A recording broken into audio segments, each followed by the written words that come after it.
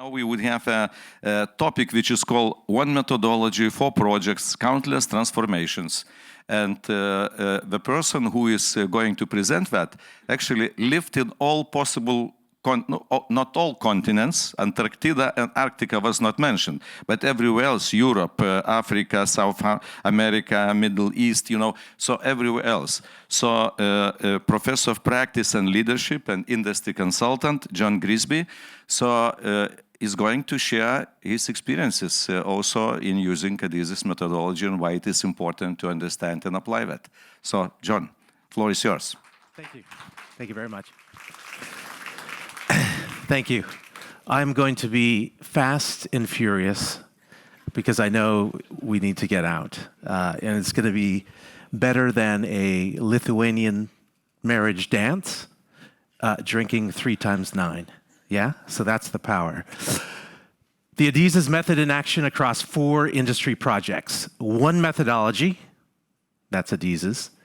4 projects, countless business transformations. Now, the only way that I was able to get countless business transformations is this. And I'm not shy about saying this in a business school. In fact, I have to advertise it, as you will understand. And that is your confusion about leadership and change management and transformation. What exactly is it? So my role as a professor of practice, which is just kind of a made-up role. I know we have professors in there. They're real professors. But I straddle industry and academia. So my role in a business school is facing when organizations come in and they want to do special type of innovation projects, research. I am the face of that because academics tend to have a hard time marketing themselves and commercializing. They're very much in the research. And I have seen everything in the last 13 years in terms of evidence-based and research in leadership, change management, and business transformation. And this is just an example. This is academia. This is 135 leadership styles. This is the list of the highest research volume. I stopped in 2022. You can add probably about another dozen there. Does that confuse you? Because when you go to a business school, and we have some very intelligent professors here, so this isn't on you. But when you go to a business school, you'll have an academic who will be studying one of these, maybe 3 or 4, and that's what you'll slot into and study. And you'll come out thinking, wow, this is leadership. And then we have the commercial world. Don't start me. Over 100,000 books per year are published. In the first 2 weeks in Amazon after Christmas, there are 50 books published on leadership on average.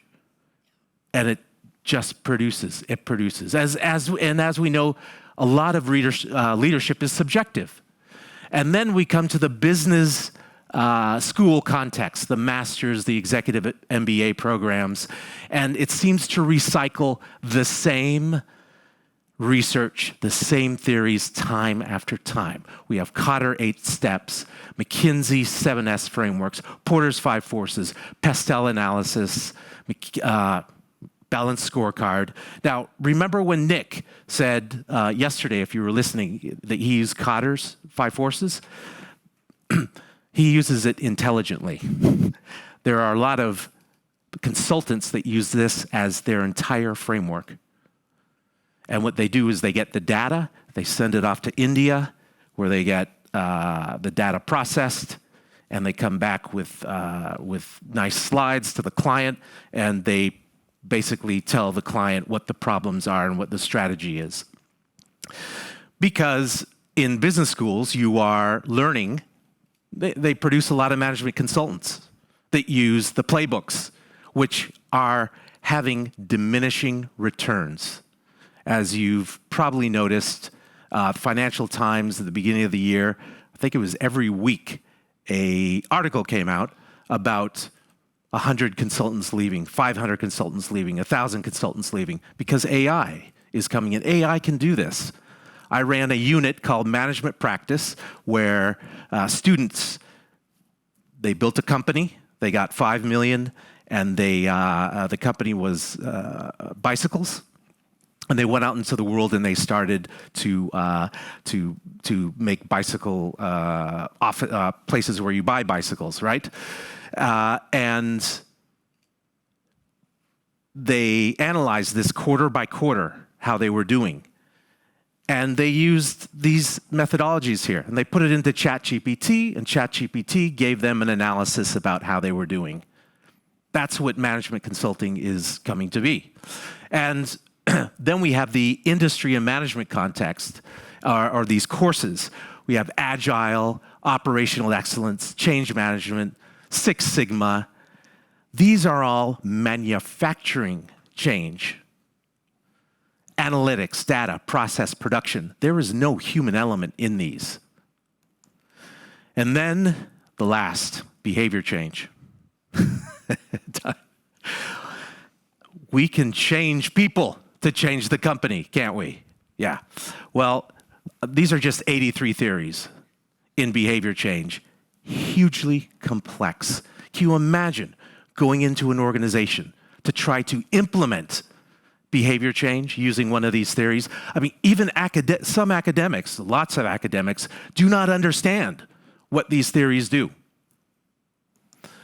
So, I've heard a lot throughout the last 2 days and 3 days that education is good. It teaches us marketing, leadership. It teaches us about things, finance, supply chain, organizational behavior, human resources, but it does not teach soft skills, micro-credentials to grow and scale a business, problem solving, conflict resolution, diagnosing business systems, team collaboration, making decisions, team alignment. Does that sound familiar? So, oh my gosh, my bridge. There's supposed to be a bridge right here. Imagine a bridge, all right? So this is exactly where Adizes fits in, where management consultants leave off, right? Management consultants do the strategic advisory analysis and tactical solutions, and Adizes is that bridge with the soft skill and capabilities. Now, watch the market very carefully, because I am starting to compete against these consultancies who are starting academies. They see the soft skills because they have diminishing returns in the strategy. PwC has an academy, McKinsey has an academy, Accenture has an academy, and they teach soft skills. So that's an interesting market to see where these academies will go in terms of business schools as well. So Adizes is that strategy to execution that the big consultancies can't get. Now, one methodology, 4 projects, countless business transformations. Let me, I think there's something missing there. No, there's not. Great. I approach business growth and change as a set of principles. And principles they're truths. So no matter where you go in the world, it's the same, right? Like gravity.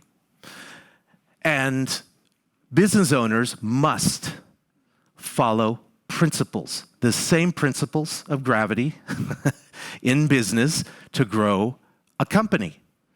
So like an engineer, when they design a space rocket, they must comply with the laws of gravity and engineering, amongst other things. So must business owners and leaders comply with the laws of change and growth. And there are 5. The first is managing the change loop. The second is leading the company life cycle. The third is differentiate problems and opportunities. The fourth is facilitate 4 essential roles. And the fifth is making and taking the right decisions. Does this sound familiar? Excellent. I focus on principles so much that I was with the Serbian Adizes team, and I was explaining this like in 10 minutes, and he looked at me and he said, "You just teach integration." And I went, "Yeah, that is. This is the integrator." And I just give drops of it. I don't go in with a major, like, the 8 steps and the syndag. I'm giving them small drops because I want them to get away from the management education that they have received. And most, it's like you're reschooling them. You're teaching them about change again. It's like starting from the basics. Now, the 4 projects I'm going to give you an overview of these 4 projects, provide a brief overview of each project, demonstrate how the principle was integrated, compare that to traditional business approaches, and the objective of this is to provide, of these industry projects, was to provide the maximum value, impact, and support necessary to enable sustainable growth. Sometimes I got an hour or half a day with these businesses. Other businesses were in a 12-month program. So I needed to be flexible in how I was going to give them these principles. And these are the projects. Now, let me set this up for you. When the UK was a vibrant economy, right? Went out of the Brexit. When it was part of the European Union gave funds for innovation, for business growth, tens of millions. And the UK government matched that. That went into business schools. And in areas where businesses would go to the universities or the business schools and say, "Listen, we want to innovate, we want to grow." And the business school would set up a program. So I was the face of a couple programs. And let me lay out the 4 industry projects. The first was called Innovation Bridge. This is supporting SME innovation and collaboration. The second was called ICT Escalator, helping small to medium-sized enterprises improve their business performance and sales through the use of technology. The third was Alphas. This improves SME leadership teams, making business more profitable. It's kind of jumping to the next stage, as they say. And these were mid-market businesses between 5 and 250 employees. And the last one was Help to Grow. This is a 12-week, they called it a mini MBA program designed for business leaders looking to elevate their leadership and management. Now, there's something very interesting about this, which had an overlay, but because it's in PDF, it doesn't. The first two are about inside the business. So they're about subsystems and systems, sales, performance within the business. The other 2 are about capability, building capability. Do you see the difference there? Right? So I use the life cycle to focus the first one on focusing on the business subsystems on the specific life cycle stage that they were at, and building capability in leadership at the specific stage, which would be the go-go or the adolescence, as we'll see. Now, a traditional approach to business growth, there are 90% of all business improvement solutions in the market, they focus on external consultants. So when a business approaches me, or I tell businesses, and they say to me, we have problems. And I say, there's only 2 ways you can solve your problem. You can go to an external consultant, or you can build internally. Most go externally, because internally is painful, as we've heard from businesses here. It's excruciating. It costs time, costs money, you have to have patience. But the default is usually external. And there are 4 ways to grow and scale a business externally. Financial investment, you pump money into it. Technology, you enhance it. Teaching and changing behavior, which doesn't work. The 4th is looking at the future, strategy, vision, mission, and values. And the last one, I may get into this later, but a lot of growth consultants use vision, mission, and values with companies that are just starting at the infancy phase or the courtship phase, which is interesting, but it's like that's what they focus on, like it's the problem, or behavior. They do not focus on what the actual root causes are of growth. So I started these projects by implementing Principle 2, leading the company lifecycle. Why? Because I want to know first, I want to tailor these. I'm going to have hundreds of businesses come through, and I need to tailor them as fast as I can. And I can't do it through traditional consulting. So the innovation bridge, because it's SME, is around that courtship and infancy phase, right? And then we have the ICT escalator. We're looking at fairly larger businesses, but we're looking at more technology to enhance performance. Alphas and help to grow, definitely go adolescent, more mature businesses. So this gives me, in principle, a view of how I need to help focus each business owner on the problems that they need to solve. Again, traditional consulting would take all these companies and put them in put them in one basket, and they would apply a model to them to solve the problem. They would not use the life cycle to do it.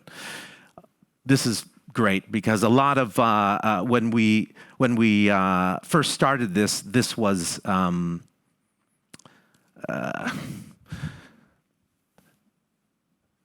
advised to use a solutions-focused approach to finding problems. But as we know, solutions-focused doesn't really work. You focus on the solution, but really not the problem, and you don't get to the root cause. In courtship and infancy, solutions can work, solution-focused. But when you start going up the life cycle into adolescence, it gets more complex because you have to build teams, you have to align people, as you know, find what the root cause is, identify the solution, and implement it. So once I did the life cycle, understood where they were, next we looked for the common problems that are happening at each life cycle stage, because we know on the left side, these are growth companies, there are typical problems and opportunities. So on the innovation bridge, these are the typical problems. So I'm able to help the owner and business focus on the courtship problems instead of vision, mission, and values. Does that make sense? So produce results, product-oriented, taking risks, reality testing, thinking through details, ROI, profit. And in infancy, we have these typical problems of product orientation, cash flow, system support, management depth, and crisis management. Now, if we add IT escalator, it has the same as infancy, but we go into the go-go typical problems. Leader collaboration, discipline, staff meetings, creating systems, clear communication, sufficient cost controls, prioritizing opportunities and problems, and founder is indispensable. And then we go into the two projects, alphas and help to grow. This is about capability building. So we're looking at these typical problems that they might have, and how do you build capability within a team to solve these problems? Go-go, as we said, these are the typical problems, from collaboration to the founder being indispensable. And then you add on adolescent problems, which are conflicts between staff, founders, and teams, vision clarity, delegation authority, controls, and management capability. So by using just 2 principles, leading the company lifecycle and differentiating problems, opportunities, these were the results. This is just one business school. Hundreds of companies went through. Hundreds. Probably 700, 800. For the university, over nearly £1 million in university value and 33,000 for the business school revenue. So the actual innovation unit hired me out from the business school, these complex university revenue generation model. So they hired me out to do this, and so they get revenue and the university gets revenue. $250,000 indirect revenue through funding, grant applications, new circular economy, and IP. A lot of universities, they look at their balance sheets not by the cash that they have or they can generate. They look at research projects and how much IP did you create? How many grant applications did you put through? We created 80 new companies. 176 new job placements, internships, and apprenticeships, well over 250 hours of direct support via workshops, facilitated partnerships, improving productivity, potential to export, and we built in a COVID recovery program. And I won institutional recognition of excellence from the Vice Chancellor and the Dean of the Business School. That's it. If you'd like more information, there's a video and podcast that explains this more in detail. Thank you so much. Thank you very much, John. Thank you. Any questions? I have a question. Yes. An ego question. A what? Ego question. An ego question. Yes. Do they know it's Adizes methodology? Oh, yes.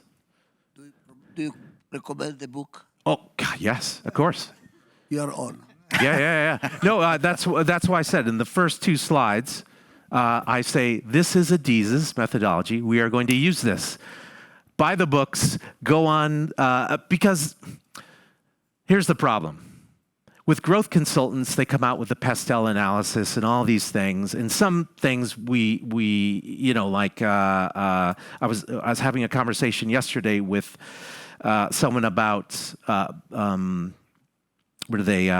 personality tests, right? This is a favorite one of growth coaches, personality tests. And I think business owners are becoming skeptical, especially if you get into the go-go phase in adolescence. You know, a $30 million business riding on a personality test, you have to convince them. So I'm not going to say, oh, Pestel analysis, and what do I have to back up with the Pestel analysis, right? But I do with Adizes.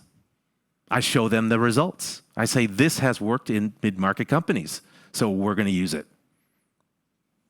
Great. You survived, John. Thank you. So one last question if somebody has. And if not, thank you very much again. Thank you. Great. Thank you.